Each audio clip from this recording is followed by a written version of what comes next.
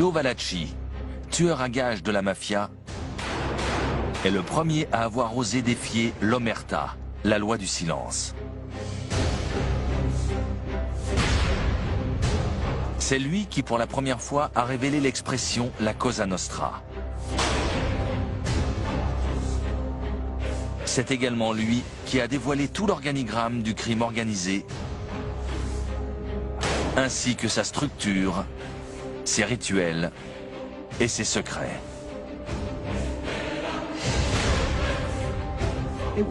C'était la première fois que l'on découvrait ce qui se cachait dans l'ombre de la mafia. Il a été le premier à parler des assassinats commandités par la mafia.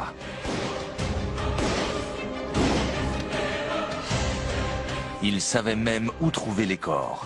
Vous vivez par les armes et par la lame. Et vous mourrez par les armes et par la lame. Il est celui qui va lever le voile sur un empire secret au chiffre d'affaires de 40 milliards de dollars. Ces révélations vont avoir un impact dramatique sur la bataille que se livrent la mafia et le FBI.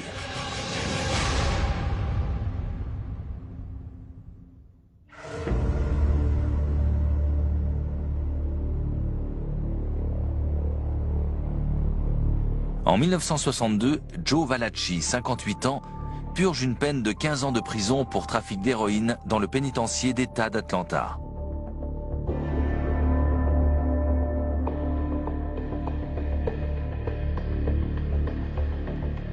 Don Vito Genovese y est également incarcéré. C'est le parrain de l'une des familles du crime organisé les plus redoutées d'Amérique.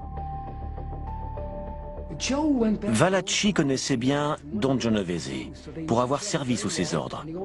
Il pensait être dans ses bonnes grâces. C'était sans compter sur la paranoïa de Genovese. Le parrain fait en sorte que Joe Valachi devienne son compagnon de cellule. Craint à la fois par les détenus et l'administration pénitentiaire, il en a le pouvoir.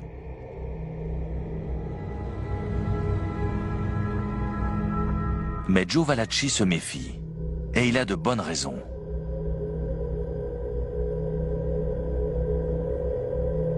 Don Genovese pense qu'il l'a balancé aux fédéraux en échange d'une remise de peine. Un soir, le parrain s'adresse à lui. Imagine un panier rempli de pommes. Dans ce panier, il y a une pomme pourrie. Il faut la retirer au plus vite. Si on ne le fait pas, toutes les autres pommes vont être pourries.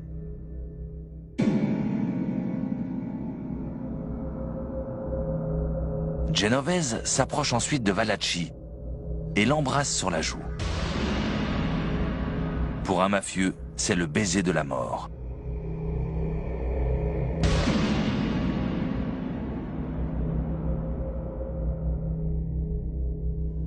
Il indique ainsi à son co-détenu qu'il est la pomme à éliminer. Joe Valachi savait ce que ça signifiait. Il allait être abattu d'un moment à l'autre. Vito Genovese allait le faire exécuter.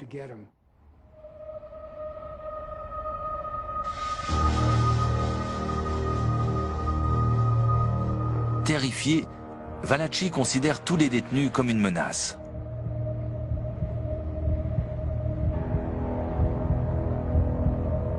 Le matin du 22 juin 1962, alors qu'il se trouve dans la cour de promenade, 3 prisonniers s'avancent vers lui. Persuadés qu'ils ont été envoyés par Genovese, ils ramassent un tuyau métallique laissé par des ouvriers et se préparent à se défendre. À cet instant, un autre détenu approche. Valachi passe à l'action.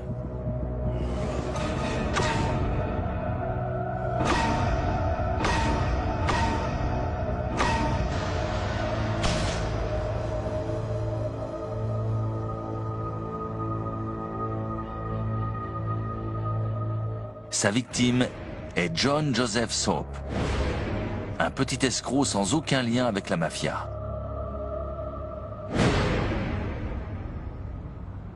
Il vient de tuer la mauvaise personne.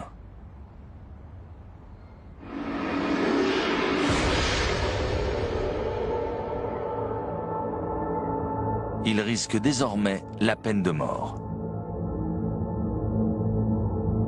Il a été pris au piège, sans aucun moyen de s'en sortir. Alors il a fait savoir aux autorités fédérales qu'il voulait parler et qu'il serait bavard.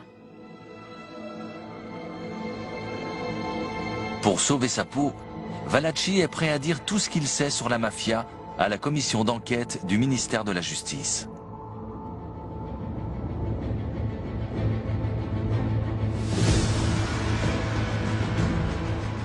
C'est l'occasion dont Robert Kennedy, le procureur général qui a fondé cette unité, osait à peine rêver.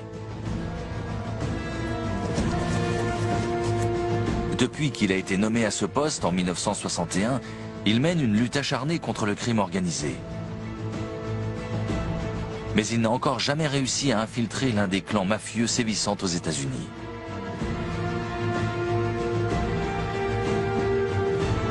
Pour la première fois de l'histoire de la mafia, un initié allait parler.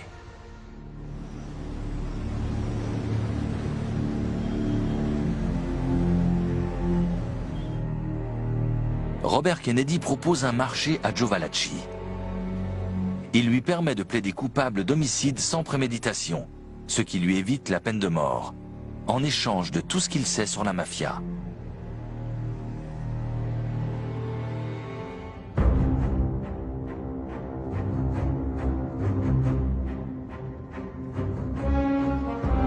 Le 17 juillet 1962, Valachi est conduit dans le plus grand secret à la prison du comté de Westchester, tout près de New York.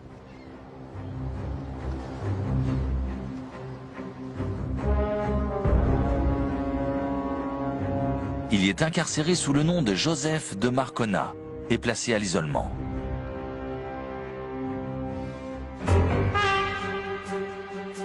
James Flynn, agent du FBI, est le premier à l'interroger afin d'estimer le potentiel de ses révélations. Flynn n'y est pas allé par 4 chemins. Il a dit à Valachi, soit vous nous donnez des informations intéressantes pour nous, soit notre accord ne tient pas.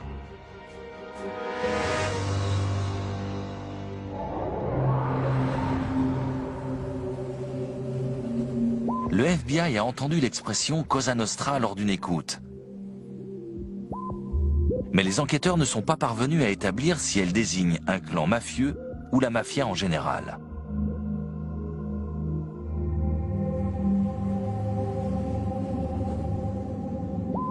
Afin de pousser Valachi à parler, James Flynn emploie une ruse.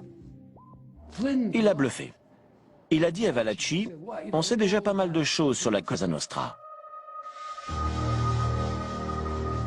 Joe Valachi tombe dans le panneau. Il croit que le FBI est déjà bien informé et commence à parler. C'est là qu'on a compris pour la première fois ce que ça signifiait.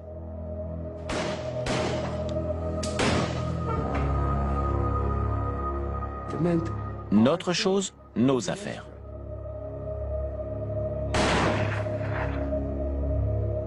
Valachi révèle que le terme mafia n'est jamais utilisé. L'enquêteur pousse Valachi à donner des informations concrètes.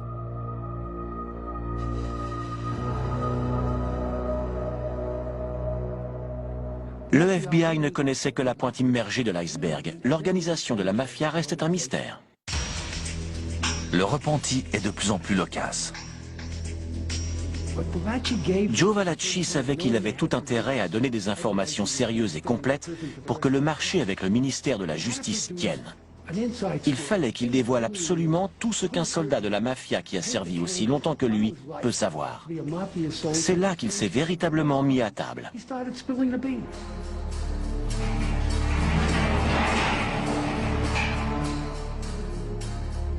Valachi se met à révéler la structure organisationnelle de la mafia.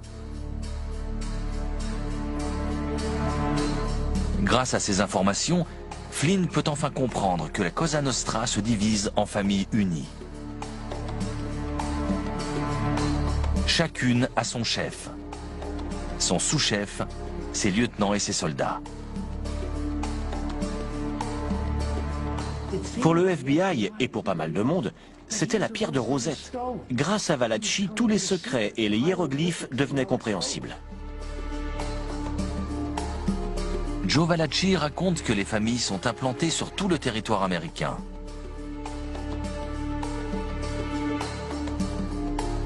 Il dévoile ensuite un panorama précis de toutes les activités menées par l'organisation.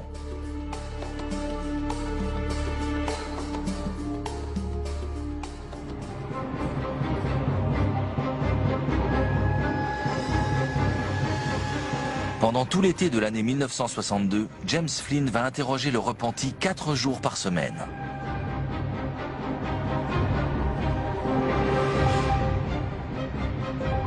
Chaque interrogatoire dure en moyenne 3 heures. Passé cette durée, Valachi devient trop irritable pour continuer.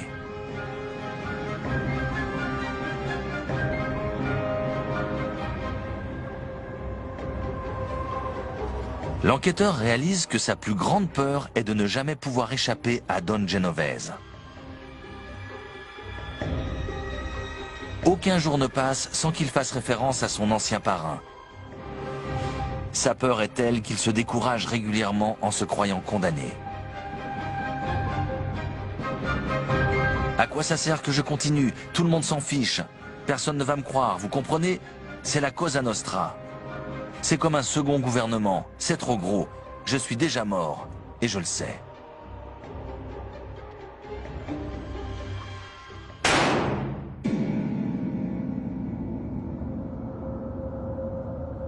Valachi a raison de craindre pour sa vie. D'après des sources du FBI, les membres de la famille dirigée par Don Genovese le recherchent activement.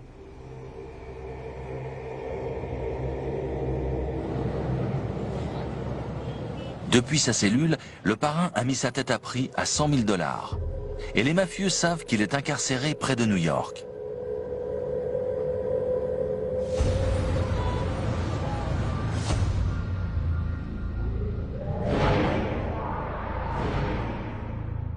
Afin de protéger leurs précieux informateurs, les enquêteurs fédéraux décident de le mettre à l'abri dans une base militaire hautement sécurisée, à Fort Monmouth, dans le New Jersey.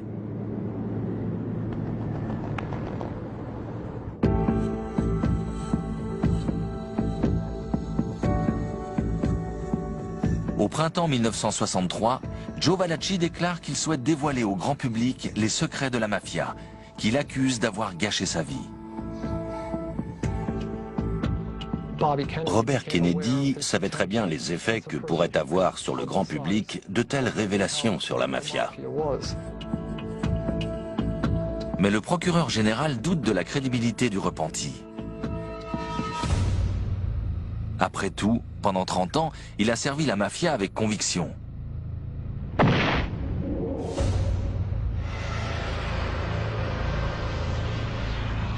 Si l'on en croit le ministère de la Justice, il se serait rendu coupable de 33 assassinats au moins.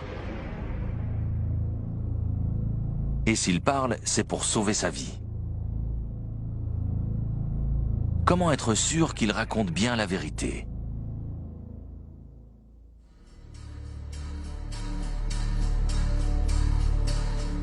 Le FBI décide alors de le mettre à l'épreuve.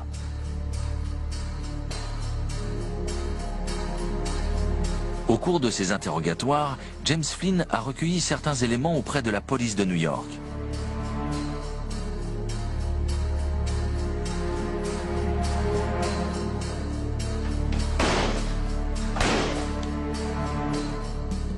Depuis une trentaine d'années, la brigade criminelle peine à résoudre un certain nombre d'homicides suspectés d'avoir été perpétrés en lien avec une guerre de clans de la mafia.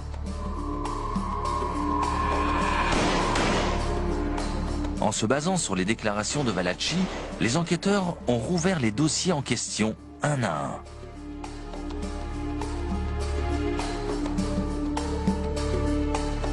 Ils ont ainsi cherché à étayer les affirmations fournies par le repenti.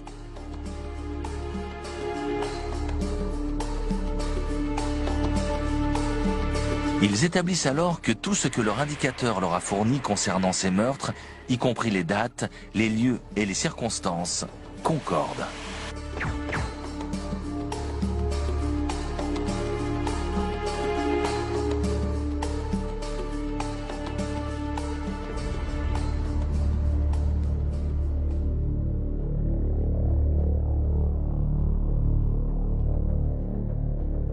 Maintenant que le FBI est convaincu de sa fiabilité, ils peuvent le préparer à témoigner.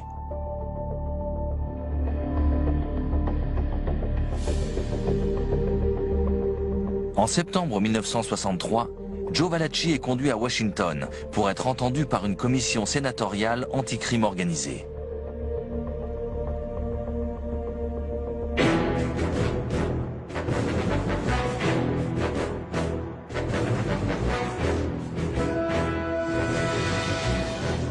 Pendant les 15 premiers jours d'octobre, il va devenir un témoin clé en étayant largement les accusations portées contre la mafia. Les audiences sont diffusées à la télévision et deviennent un événement national.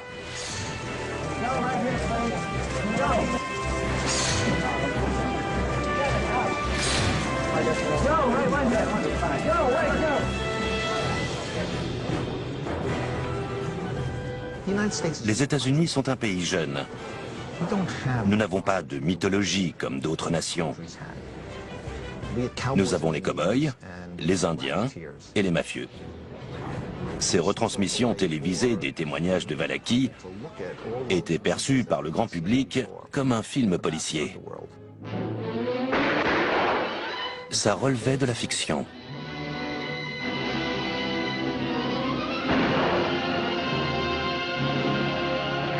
Les gens étaient fascinés par ce qu'ils voyaient.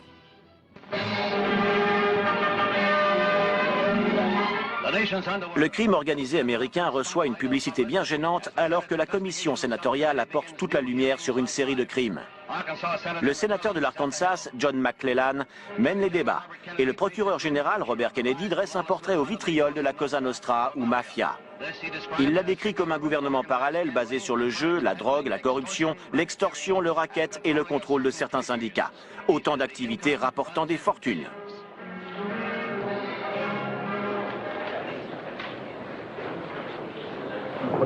Mesdames et messieurs, comme vous le savez, nous allons entendre ce matin le témoignage de Joe Valachi.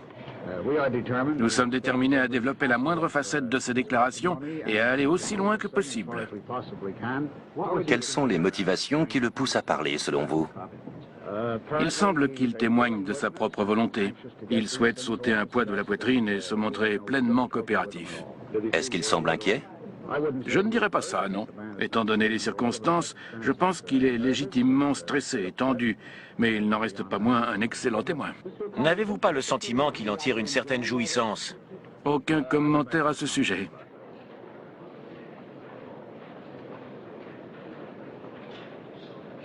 Au fil des audiences, la question finit par tomber. Pourquoi avoir tué un autre détenu à Atlanta? Qu'est-ce qui vous a poussé à lui ôter la vie à cet instant? Parce que j'avais vu qu'il s'approchait de moi.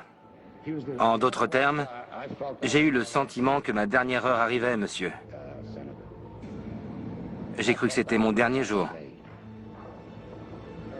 Votre dernier jour de quoi? Mon dernier jour de vie. Vous pensiez pouvoir arrêter tous les individus qui voudraient vous tuer? J'imagine, oui.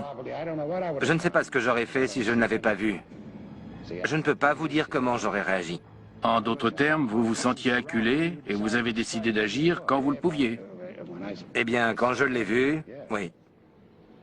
Vous pensiez que si vous ne le tuiez pas, c'est lui qui allait vous tuer. Je me suis senti soulagé. Vous étiez soulagé?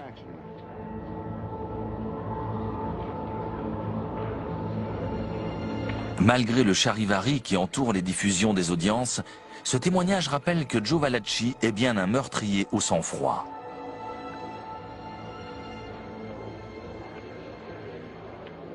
Le véritable interrogatoire commence. Quand êtes-vous entré dans cette organisation? En 1930. En 1930. Comment s'appelle-t-elle? En italien, Cosa Nostra. Cosa Nostra en italien. Oui, notre chose, si vous préférez. Ce qui signifie notre chose.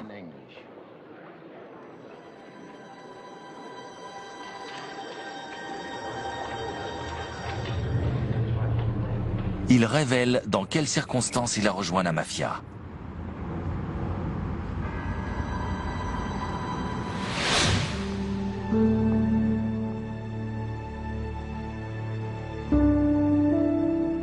Joe Valachi entraîne la commission avec lui dans les bas-fonds de New York du début du XXe siècle.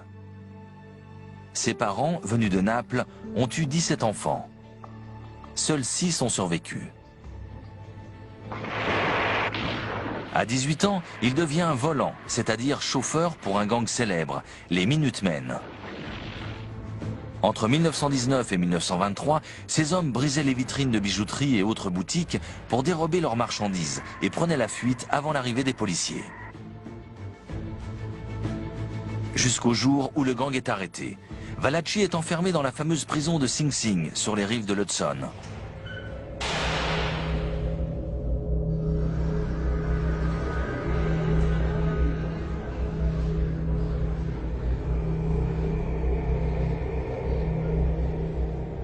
C'est là, à 21 ans, qu'il fait la connaissance d'un gangster du nom d'Alessandro Volero.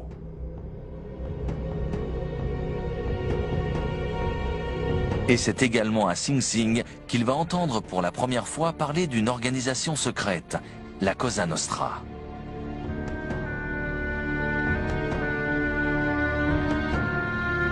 Il était déterminé à y entrer.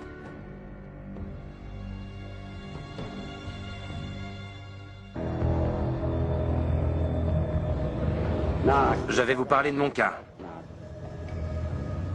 Au fil des années, je me suis fait une réputation. J'étais reconnu comme étant un très bon volant. Des mafieux ont demandé mes services, mais j'ai toujours refusé. Le repenti explique à la commission comment il a fini par accepter de faire le chauffeur pour l'un des parrains les plus redoutés de l'époque, Salvatore Maranzano.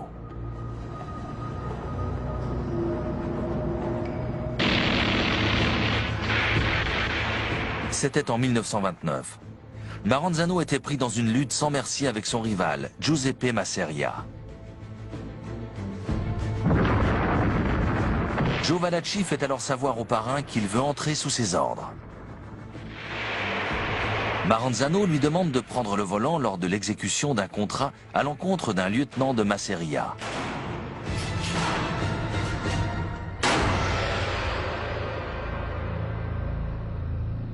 Peu de temps après, Valachi reçoit un appel.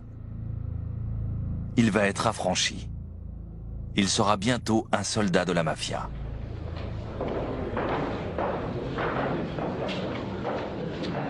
Le témoin révèle alors à la commission les rituels de sa cérémonie d'initiation.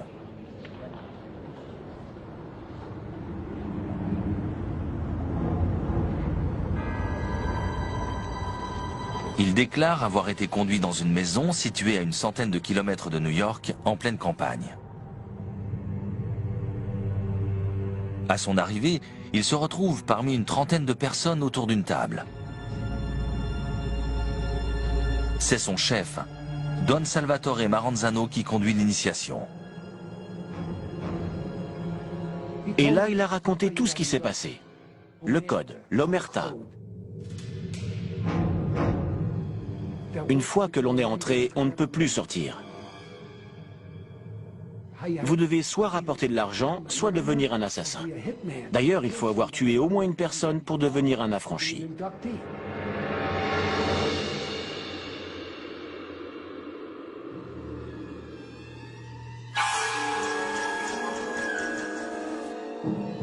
Joe Valachi révèle ensuite les secrets de la cérémonie rituelle du sang et du feu, qui scelle l'initiation de l'affranchi.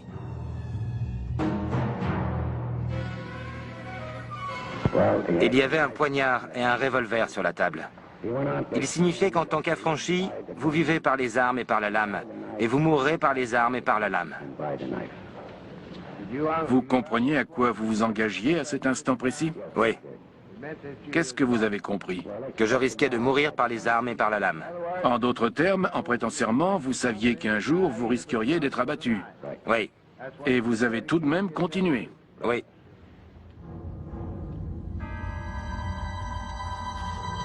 Ensuite, le témoin raconte qu'il a dû former une coupelle avec ses mains. On y a placé une feuille de papier embrasée.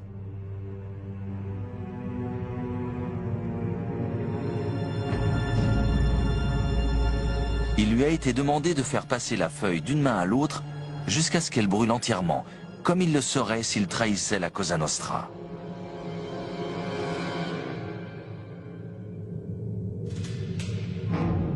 Valachi est ensuite présenté à celui qui le parraine et qui lui servira de mentor, Joe Bonanno.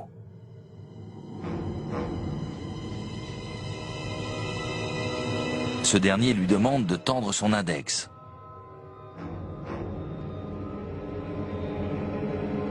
Il le pique avec son épingle à cravate, puis fait de même, et place son doigt contre le sien.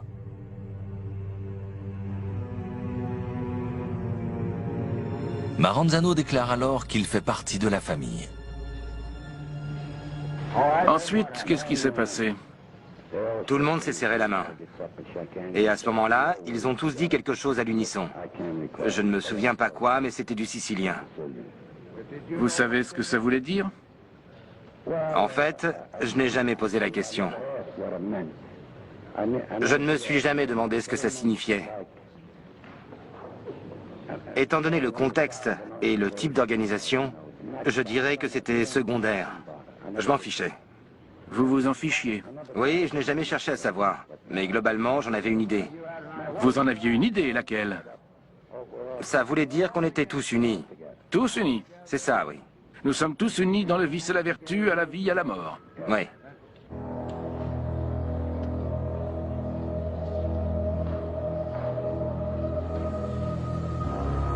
Le témoin révèle comment cette organisation secrète a su rester dans l'ombre pendant si longtemps.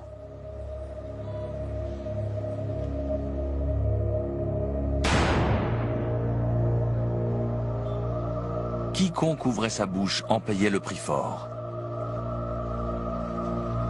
La terreur a maintenu la discipline dans les rangs pendant 30 ans.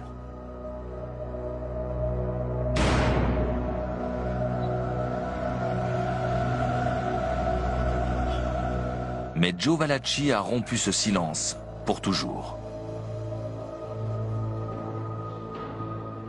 Sénateur? Je peux ajouter quelque chose, sénateur? Oui. Quant au reste, je ne crois pas que je doive aller plus loin que j'ai déjà fait.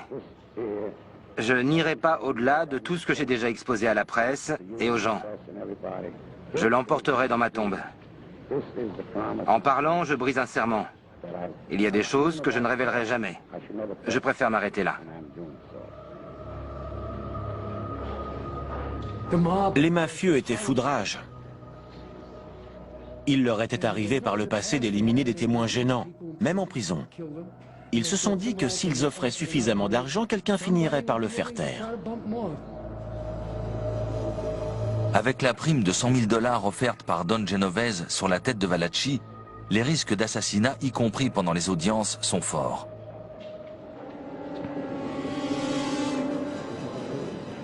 Vous pouvez nous en dire plus sur ces menaces? Nous avons reçu ce week-end des informations émanant du FBI.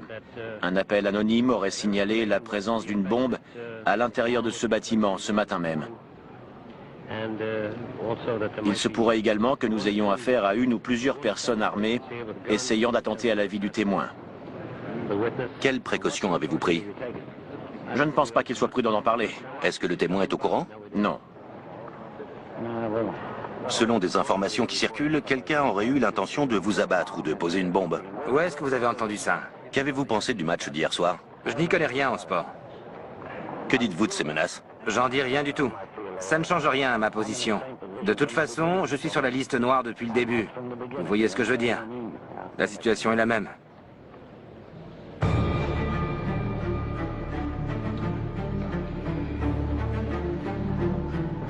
La plupart des déclarations de Joe Valachi permettent d'établir l'organigramme de la mafia américaine.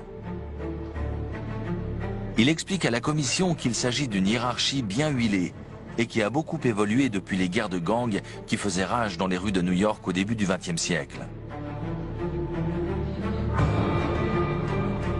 Il évoque ensuite un entretien qu'il aurait eu en 1931 avec Salvatore Maranzano pour le contrôle de la mafia new-yorkaise.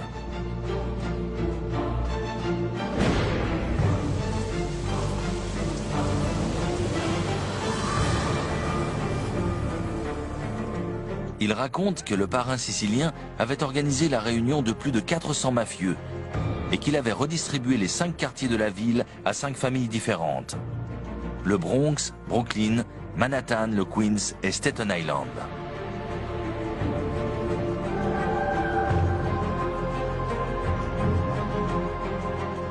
Valachi raconte alors que Maranzano se voyait comme leur chef absolu. Il voulait être le capo di tutti i capi. Quiconque ne partageait pas cet avis serait tué. Un homme pourtant a manifesté son désaccord.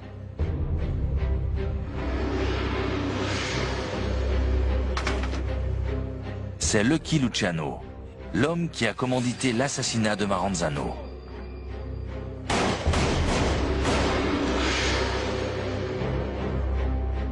Luciano introduit alors une organisation plus démocratique de l'échiquier.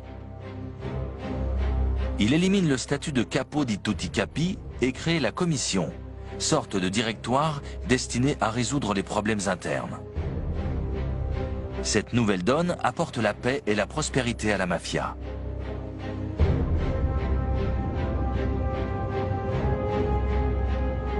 Joe Valachi donne alors les noms des parrains des 5 quartiers de New York. Vito Genovese, Carlo Gambino, Giuseppe Magliocco, Joseph Bonanno et Gaetano Lucchese.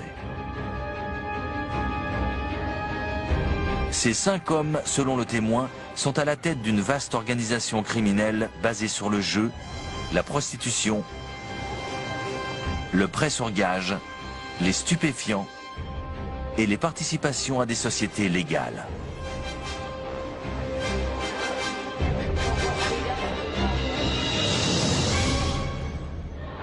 Combien de soldats un parrain peut-il avoir? Eh bien, Vito Genovese en avait autour de 450. 450. Oui, à peu près. Peut-être même 500. Le repenti fournit ensuite les noms de plus de 130 membres de la famille Genovese et identifie de nombreux membres des autres clans new-yorkais. Au total, la commission établit 289 fiches. Elles sont toutes présentées sur de grands panneaux.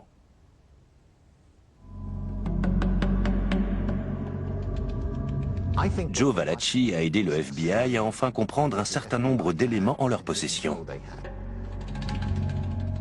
La plupart du temps, il n'avait réussi qu'à identifier des mafieux que par leur prénom. Parfois, il l'associait à une photo, mais leur véritable identité restait mystérieuse.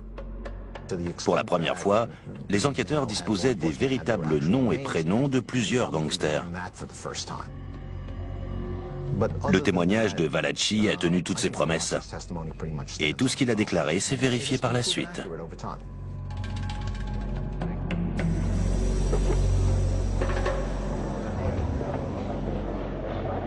Vous avez placé des étoiles sur tous les membres des 5 familles que vous avez identifiées, c'est bien ça? Oui, Ceux que vous n'avez pas identifiés, vous ne les connaissez que par leur surnom, c'est ça? c'est ça. Vous ne connaissez donc pas leur identité. Exact. Mais vous connaissez directement ceux que vous avez identifiés. Oui. Parfait.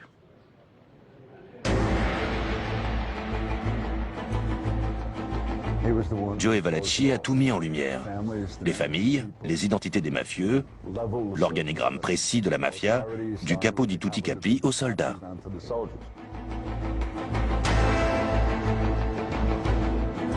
Certains restent cependant encore sceptiques quant à la véracité du témoignage. comment un simple soldat au plus bas de l'échelle pouvait détenir autant d'informations sur les hautes sphères de la Cosa Nostra.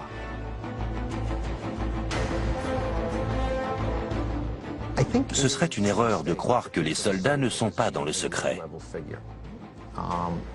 Ils ont tous un rôle capital dans la mafia.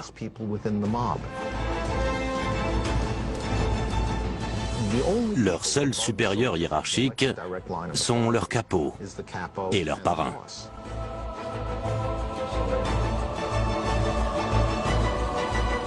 Le soldat est quelqu'un qui occupe déjà un rang élevé dans le crime organisé.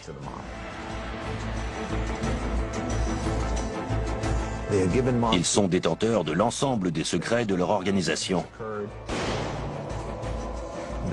Ils doivent connaître tous les autres mafieux, dans la mesure où ils n'auraient pas le droit de s'en prendre à leur vie, même s'ils y étaient contraints. Il était donc nécessaire qu'ils en sachent beaucoup.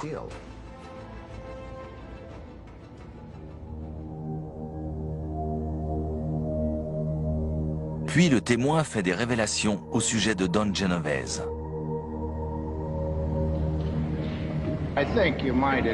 Vous êtes peut-être en mesure de nous expliquer à quel point cet individu était craint. Il semble que Genovese ait régné en maître sur sa famille et ses soldats, non? J'ai eu l'occasion d'être témoin du pouvoir de Vito.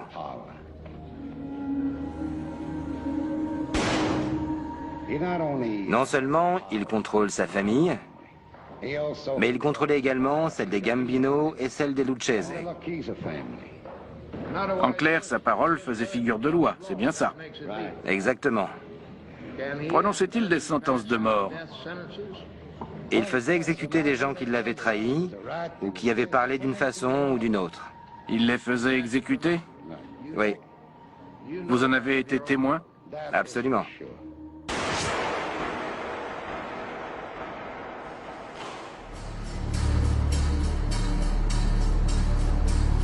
Joe Valachi est un témoin inestimable.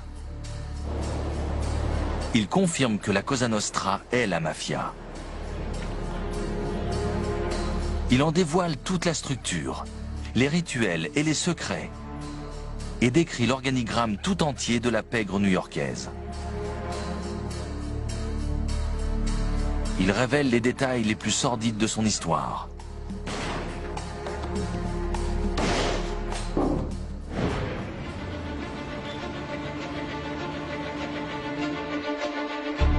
Et surtout, il permet au FBI de désigner des objectifs à cibler en priorité.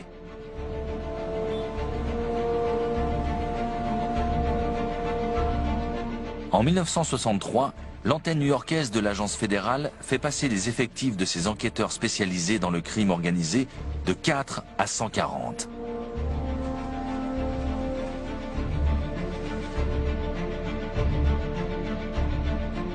L'année suivante, les fédéraux utilisent des micro-espions pour faire tomber le leader du syndicat des camionneurs, Jimmy Hoffa, lié à la mafia de Détroit. Il est condamné à 8 ans de prison. Pour le FBI, la surveillance électronique est l'arme absolue contre le crime organisé.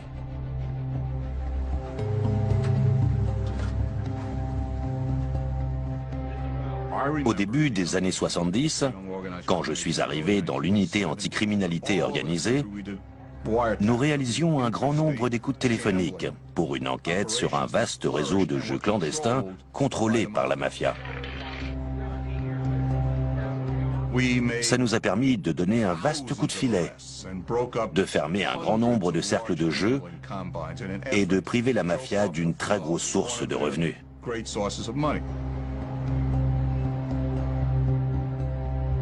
Grâce aux révélations du repenti, le FBI prend enfin une nette avance face à la mafia.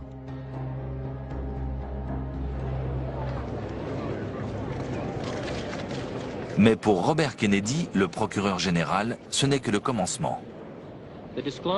Les confessions de Giuseppe Valachi et d'autres individus arrêtés lors des nombreuses opérations réalisées à travers tout le pays nous ont aidés à comprendre le fonctionnement du système mafieux. how these operations work. Valachi est celui qui a porté le premier coup à la mafia américaine. Et s'il n'a pas été fatal, il a été terrible à encaisser. Sans lui, ce travail aurait pu prendre 15 ou 20 ans de plus. Il n'y a eu aucun autre repenti comme lui. Même s'il n'était qu'au premier échelon de l'organisation, il en savait assez pour que le grand public prenne conscience de la dangerosité de la mafia.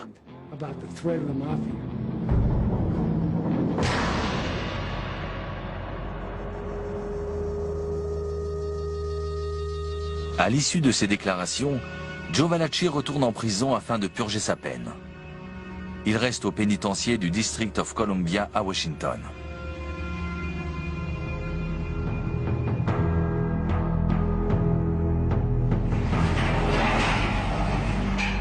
Le procureur estime qu'il se peut qu'il ait encore des choses à dire.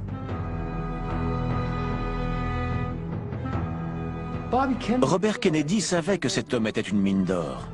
Il lui a donc suggéré d'écrire ses mémoires afin de coucher sur le papier tout ce qu'il savait sur la mafia. Pendant 13 mois, Valachi écrit laborieusement plus de 300 000 mots sur des blocs-notes depuis sa cellule. Il a été témoin de toute l'histoire de la mafia moderne, depuis son avènement jusqu'à son déclin. Il décrit avec détail ses 30 années de service en tant que tueur à gages.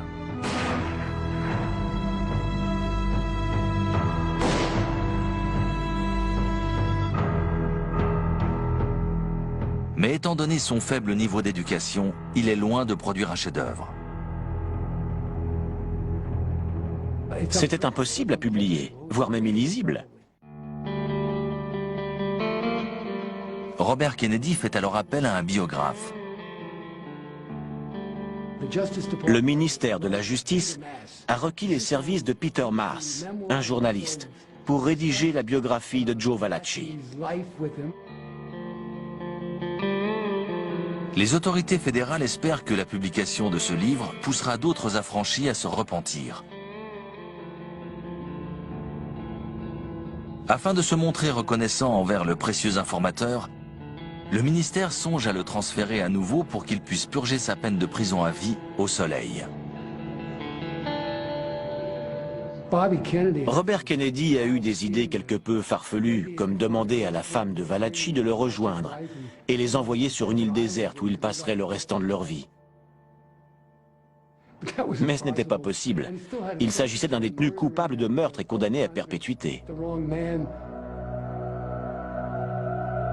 Malgré l'intervention du biographe, la publication du livre n'est pourtant pas encore garantie. Le journal italo-américain Il Progresso, qui s'est procuré le manuscrit, est outré par les confessions écrites du repenti. Il publie une critique virulente de la biographie, disant qu'elle associe injustement un grand nombre de noms italiens à ses témoignages et les salit.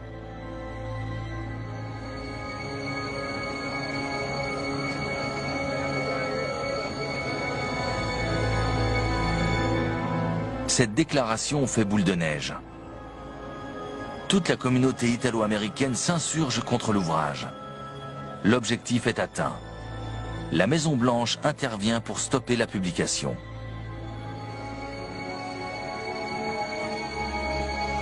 Du jour au lendemain, tout change pour Joe Valachi. Les autorités lui signifient qu'il n'est plus le bienvenu dans sa prison tout confort et qu'il doit retourner dans le système carcéral fédéral.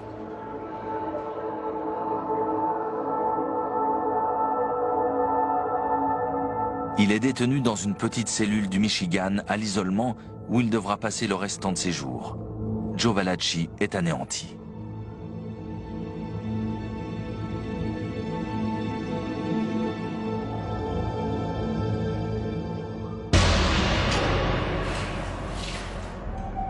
Le matin du 11 avril 1966, il arrache le câble d'alimentation de sa radio et se rend dans les douches.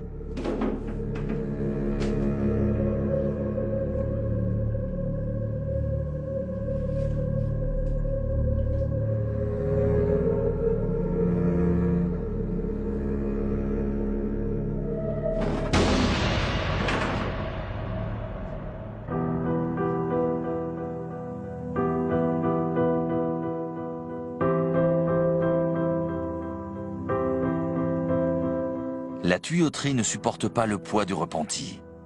Il est retrouvé inconscient par un gardien quelques minutes après son geste désespéré. Le ministère de la Justice réalise que leur témoin vedette mérite un meilleur traitement. Ils l'ont transféré de cette prison sinistre du nord des États-Unis vers ce qu'ils estimaient être le meilleur endroit possible, le pénitencier de la Tuna, près de la frontière mexicaine au Texas. Là, ils lui ont donné une cellule, avec cuisine, bien plus confortable que celle qu'il avait avant, pour lui permettre de finir ses jours dans de meilleures conditions.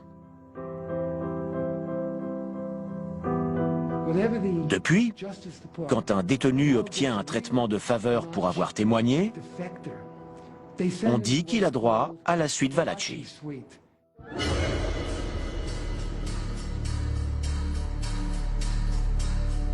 En 1968, 5 ans après avoir révélé les secrets de la mafia au monde entier, Joe Valachi peut enfin lire le livre basé sur sa vie.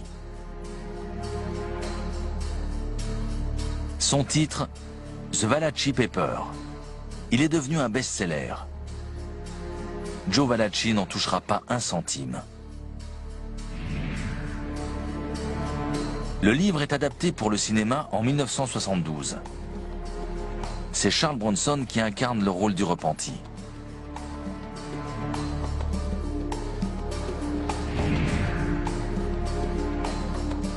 Le vrai Valachi s'éteint en 1971 au pénitencier fédéral de la Tuna d'une crise cardiaque.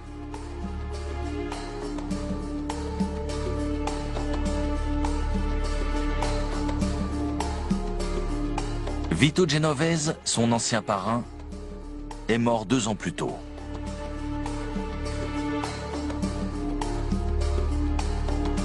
Personne n'a pu réclamer la prime de $100 000 pour la mort de Joe Valachi.